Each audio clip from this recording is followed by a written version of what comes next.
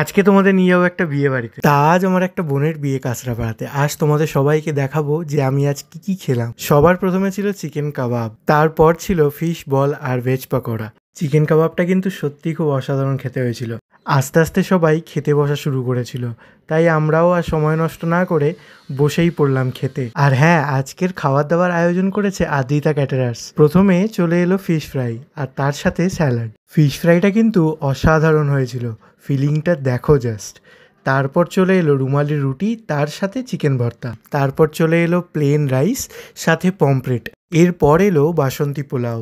তারপর এলো show stopper, বাঙালির প্রিয় মাটন। দাদাকে বললাম যে একটু নাল্লি পিস পাওয়া যাবে। দাদা ঘাটটা নেড়ে বললো অবশ্যই। আর দেরি না করে ঝটপট ভাতটা মেখে নিলাম। তারপর আবার নিয়ে নিলাম একটু মাটন। সত্যি কথা বলতে গেলে আমি মাটন পাগলু। তোমাদের মধ্যে কেউ মাটন পাগলু থাকলে অবশ্যই কমেন্টে জানিও। মাটনটা জাস্ট দেখো, পুরো নরম তুলতুলে মাটন, দারুণ সেদ্ধ হয়েছে আর টেস্ট নিয়ে কোনো কথা হবে না। প্লেট পরিষ্কার করতে না করতেই চলে এলো চাটনি আর পাঁপড়।